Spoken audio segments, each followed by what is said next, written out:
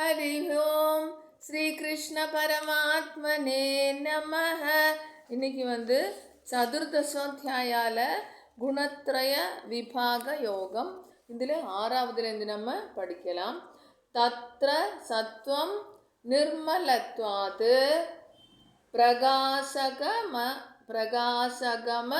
நாமயம் சுகசங்கேன பத்னாதி ஞான சங்கேன சானக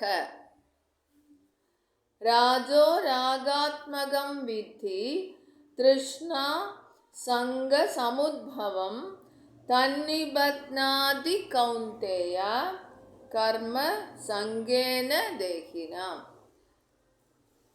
தமஸ்த்வஜ்ஞானஜம் வித்தி மோகனம் சர்வதேகினாம் பிரமாதாலஸ்ய நித்ராபி தன்னிபத்னாதி பாரத சத்வம் சுகே சஞ்சயதி ரஜகர்மணி பாரத ஞானமாவ்ருத்ய து தமஹ பிரமாதே சஞ்சயத்யுத ரஜஸ்தமஸ்சாபிபூய சத்வம் பவதி பாரத ரஜசத்வம் தமஸ்சைவ தமசத்வம் ரஜஸ்ததா.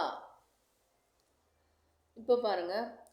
தத்ர சத்வம் நிர்மலத்வாத் பிரகாசகமநாமயம் தத்ர சத்வம் நிர்மலத்வாத் பிரகாசகமநாமயம் சுகசங்கேன பத்னாதி ஞானசங்கேன சானக சுகசங்கேன பத்னாதி ஞானசங்கேன சானக ரஜோ ராகாத்மகம் வித்தி திருஷ்ணா சங்க சமுத்பவம் ரஜோ ராகாத்மகம் வித்தி திருஷ்ணா சங்க சமுத்பவம் தன்னிபத்னாதி கௌந்தேய கர்ம சங்கேன தேகினாம் தன்னிபத்னாதி கௌந்தேய கர்ம சங்கேன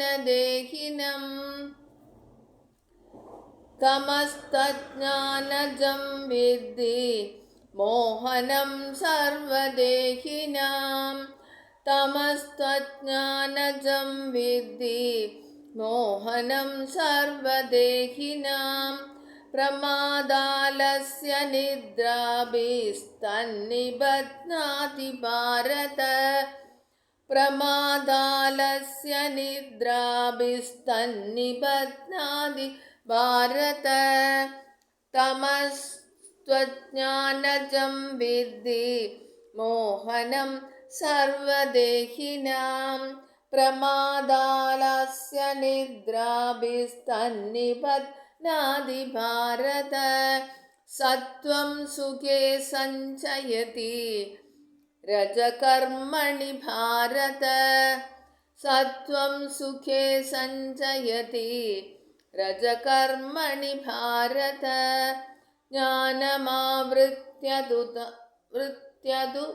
தமஹ பிரமாதே சஞ்சயத்யுத ஞானமாவ்ருத்ய து தமஹ பிரமாதே சஞ்சயத்யுத சத்வம் சுகே சஞ்சயதி ரஜகர்மாணி பாரத ஞானமாவ்ருத்ய து தமஹ பிரமாதே சஞ்சயத்யுத ரஜஸ்தமஸ்சாபிபூய சத்வம் பவதி பாரத ரஜஸ்தமஸ்சாபிபூய சத்வம் பவதி பாரத ரஜசத்வம் தமஸ்சைவ தமசத்வம் ரஜஸ்ததா ரஜசத்வம் தமஸ்சைவ தமசத்வம் ரஜஸ்ததா ரஜஸ்தமஸ்சாபிபூய சத்வம் பவதி பாரத ரஜசத்வம் தமஸ்சைவ தமசத்வம் ரஜஸ்ததா ஹரி ஓம் ஸ்ரீ கிருஷ்ண பரமாத்மனே நமஹ. எல்லாரும் சப்ஸ்கிரைப் பண்ணுங்கள், ஷேர் பண்ணுங்கள், எல்லாருக்கும் யூஸ்ஃபுல்லாக இருக்கட்டும். ராம் ராம்.